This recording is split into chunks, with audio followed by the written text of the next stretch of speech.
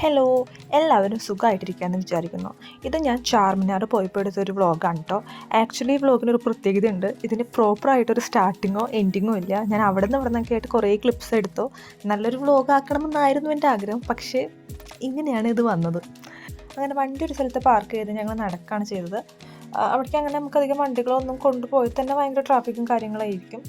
തുടക്കം തൊട്ടേ ഷോപ്പിംഗ് ആയിരുന്നു. ആക്ച്വലി ചാർമിനാറിൽ പോകുന്നുണ്ടെന്ന് ഞാൻ പ്ലാൻ ചെയ്തപ്പോൾ തന്നെ എൻ്റെ മനസ്സിൽ കുറച്ച് കാര്യങ്ങളുണ്ടായിരുന്നു. മെയിനായിട്ട് ഷോപ്പിംഗ്, സ്ട്രീറ്റ് ഷോപ്പിംഗ്. രണ്ടാമത്തെ കാര്യം അവിടെ കിട്ടുന്ന കുറച്ച് ഫുഡ് ഐറ്റംസ്, അതെല്ലാം ഞാൻ ട്രൈ ചെയ്തിട്ട് തന്നെയാണ് വന്നത്. മെയിനായിട്ട് ഷോപ്പിംഗ് ആയിരുന്നു. അത്രയധികം ബാംഗിൾസിന് അതുപോലെ തന്നെ പേൾസിനും ഫേമസ് ആയ സ്ഥലമാണ് ഹൈദരാബാദ്. മാത്രമല്ല ഹൈദരാബാദിനെ സിറ്റി ഓഫ് പേൾസ് എന്നാണ് അറിയപ്പെടുന്നത് തന്നെ. അവിടെ ഏറ്റവും നല്ല പേൾസ് കിട്ടുന്നതാണ് കേട്ടിട്ടുള്ളത്.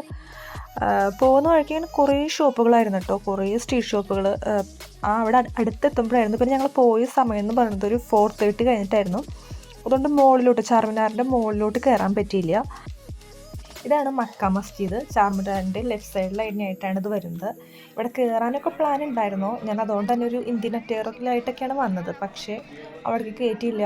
എൻ്റെ ഫാമിലി ആയിട്ട് വന്നാൽ മാത്രമേ കയറ്റുള്ളൂ എന്നാണ് അവർ പറഞ്ഞത്. പിന്നെ കൂടുതൽ ഞാൻ അവിടെ നിന്ന് ടൈം സ്പെൻഡ് ചെയ്യാണ്ട് തിരിച്ചു വന്നു. അവർ കയറ്റില്ല എന്ന് പറഞ്ഞിട്ട് ഞാൻ തിരിച്ചു വന്നു. എനിക്ക് ആക്ച്വലി അവിടെ കയറണം നല്ല ആഗ്രഹം ഉണ്ടായിരുന്നു. 1951 കേട്ടോ സുൽത്താൻ മുഹമ്മദ് ഖലി കുത്തുബ് ഷാ ചാർമിനാർ പണിയുന്നത്. ആ പേരിൽ തന്നെയുണ്ട് 4 പില്ലേഴ്സ്, 4 മിനാർസ്, 4 മിനാരങ്ങൾ. അങ്ങനെയാണ് ആ ചാർമിനാറിന് പേര് വന്നത്. ആ ടൈമിൽ ഹൈദരാബാദ് മൊത്തം പ്ലേഗ് രോഗം പടർന്നായിരുന്നു. അതിൻ്റെ ഒരു അവശേഷിപ്പായിട്ടാണ് ചാർമിനാർ പണിതതെന്ന് പറയുന്നത്. 5 മണി വരെ നമുക്ക് ചാർമിനാറിൻ്റെ മുകളിലോട്ട് കയറാൻ പറ്റുള്ളൂ. ഞാൻ എത്തിയപ്പോൾ തന്നെ ഒരു 4:30 സമയം കഴിഞ്ഞായിരുന്നു.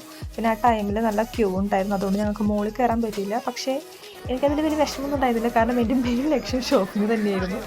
ഇങ്ങനെ കുറേ സംഭവങ്ങൾ ഞങ്ങൾ അവിടെ നിന്ന് ഇങ്ങനെ അൽക്കുലത്തെ സാധനങ്ങൾ കുറേ മേടിച്ചു. ഈ ഗ്ലാസ് ആ ചേച്ചി വാങ്ങിച്ചതാണ്. വെറുതെ നമ്മുടെ പിന്നാലെ നടന്ന് വേണോ എന്നൊക്കെ ചോദിച്ചു. ഈ ഗ്ലാസ് ചേച്ചി എടുത്തായിരുന്നു കേട്ടോ. അതുപോലെ തന്നെ നല്ല വിലക്കുറവിൽ നമുക്ക് കുറേ ഓർണമെൻറ്റ്സ് വാങ്ങിക്കാൻ കിട്ടും. ഇതുപോലെയുള്ള മാലകൾ, കുറേ നെക്ലേസ് സെറ്റുകൾ, അങ്ങനെ കുറേ സംഭവങ്ങൾ വാങ്ങിക്കാൻ കിട്ടും. അതുപോലെ തന്നെ പേൾസ്, ഒറിജിനൽ പേൾസ് ഉള്ള ഷോപ്പുകളും നമുക്കുണ്ട്. നമ്മൾ നല്ല ഷോപ്പിൽ നോക്കി വാങ്ങിക്കണം.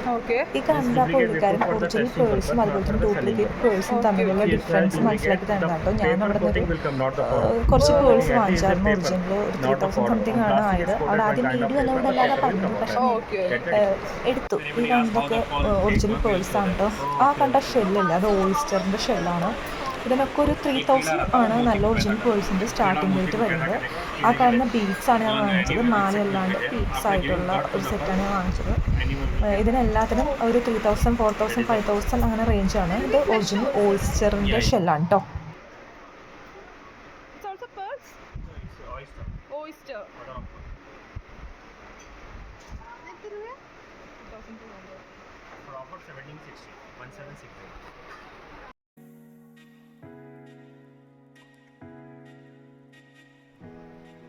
ഞാൻ അവിടെ നിന്ന് പേഴ്സും അതുപോലെ തന്നെ കുറച്ച് ബാംഗിൾസും മാത്രമാണ് വാങ്ങിച്ചത്.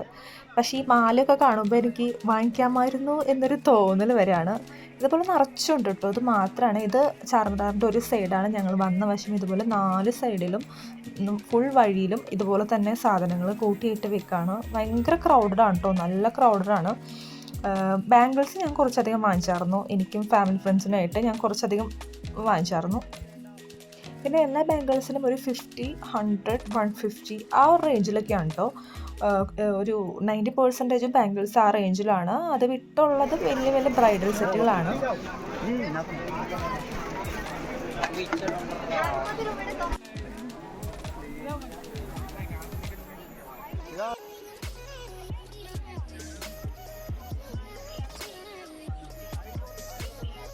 പിന്നെ എനിക്ക് ഏറ്റവും ഇഷ്ടപ്പെട്ട ഒരു ഷോപ്പായിരുന്നു കേട്ടത്. ഇവിടെ കുപ്പിവിളകൾ മാത്രമേ ഉണ്ടായിരുന്നുള്ളൂ. ഞാൻ വേറെ എവിടെയും കുപ്പിവിളകൾ മാത്രമായിട്ട് കണ്ടില്ല. അത്ര അധികം കളക്ഷൻസും നല്ല ഭംഗിയും നല്ല കട്ടിയിലായിരുന്നു. ഈ കാണുന്ന ബ്ലാക്ക് കുപ്പിവിളയൊക്കെ ഞാൻ വാങ്ങിച്ചായിരുന്നു. കളേഴ്സായിരുന്നു നമ്മുടെ ഇവിടെ ഒന്നും അധികം കിട്ടാത്ത തരത്തിലുള്ള നല്ല അടിപൊളി കുപ്പിവിളകൾ മാത്രമേ ഉണ്ടായിരുന്നുള്ളൂ. അവിടെ പല ഡിസൈനിൽ നല്ല രസമായിരുന്നു കാണാനായിട്ട്.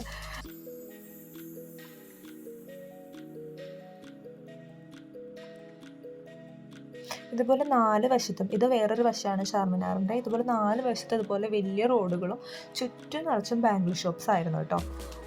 നമുക്ക് ആകെ കൺഫ്യൂഷനായിരിക്കും എവിടെ കയറണമെന്ന്. ഞാൻ കുറച്ച് വാങ്ങിച്ചു. കുറച്ച് കഴിഞ്ഞപ്പോൾ തന്നെ ടയേർഡായി. കുറേ നടന്ന് അങ്ങോട്ടും ഇങ്ങോട്ടും കുറേ ക്രൗഡിൻ്റെ ഇടയിൽ കൂടെ നമ്മൾ നടക്കുമ്പോൾ നമുക്ക് ഓട്ടോമാറ്റിക്കലി ഒരു ടയേർഡ്നെസ് ഫീൽ ചെയ്യും. രാത്രി ആവും തോറും നല്ല ഭംഗിയായിട്ട് വരായിരുന്നു കേട്ടോ. ഈ കാണുന്ന എല്ലാ ഷോപ്സിലും ലൈറ്റൊക്കെ വന്ന്, ചാർമിനാറിലും ലൈറ്റിങ്ങൊക്കെ വന്നിട്ട് വളരെ ഭംഗിയായിരുന്നു. കാരണം ഈ ബാംഗിൾസും നല്ല ഗ്ലിറ്ററിങ് ഉള്ള ബാംഗിൾസിൻ്റെ ഇടയിൽ ലൈറ്റിങ്ങൊക്കെ ആകുമ്പോൾ ഒരു പ്രത്യേക ഭംഗിയായിരുന്നു. അതുമാത്രമല്ല ചാർമിനാറും ലൈറ്റിംഗ് ആയിട്ട് എനിക്ക് ഭയങ്കര ഇഷ്ടപ്പെട്ടു. എനിക്ക് പകലിനേക്കാളും കൂടുതൽ ഇഷ്ടപ്പെട്ടത് അവിടെ ശരിക്കും കാണേണ്ടതും രാത്രി തന്നെയാണ് കേട്ടോ.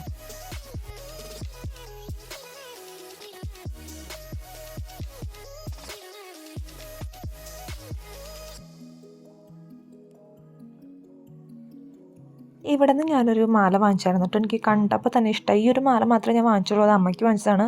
100 രൂപയായിരുന്നു ഈ മാലയ്ക്ക്. നല്ല ലക്ഷ്മി ദേവിയുടെ പെൻറ്റനൊക്കെ വന്നിട്ട് എനിക്ക് ഭയങ്കര ഇഷ്ടമായി. ഞാൻ കൂടുതലൊന്നും ആലോചിച്ചില്ല, ആ ഒരു മാല വാങ്ങിച്ചു. വേറെ മാലകളായിട്ടൊന്നും ഞാൻ വാങ്ങിച്ചില്ല. പക്ഷേ ഇതൊക്കെ കാണുമ്പോൾ എനിക്ക് ശരിക്കും വാങ്ങിക്കാമായിരുന്നോ എന്ന് തോന്നുന്നുണ്ട്.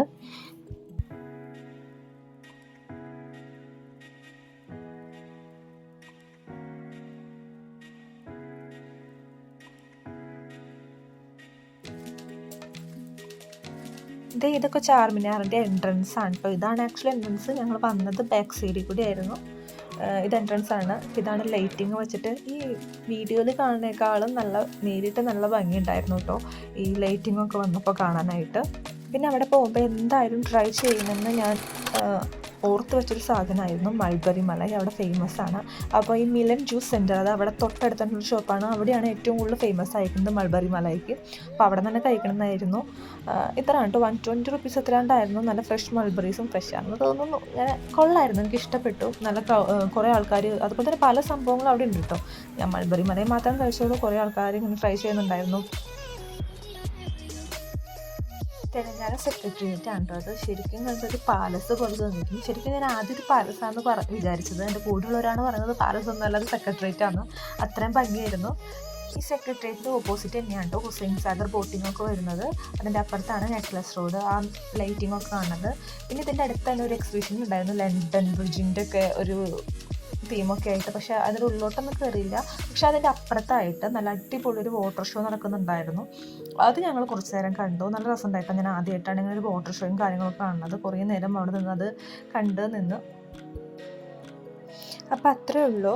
ഇതൊരു കുട്ടി വ്ളോഗായിരുന്നു കേട്ടോ. വ്ളോഗ് എന്ന് പറഞ്ഞാൽ എനിക്ക് നല്ലൊരു വ്ളോഗായിട്ട് എടുക്കണം നല്ലൊരു ആഗ്രഹം ഉണ്ടായിരുന്നു. പക്ഷേ പല സമയത്തും ഞാൻ വ്ളോഗ് എടുക്കുന്ന കാര്യമൊക്കെ മറന്നു പോകും. അല്ലെങ്കിൽ അത് അവിടെ നിന്നൊക്കെ എടുത്ത് കുറച്ച് ക്ലിപ്സൊക്കെ കൂട്ടി ഒരു ഓർമ്മയ്ക്കായിട്ട് ഉണ്ടാക്കിയൊരു വീഡിയോ ആണ്.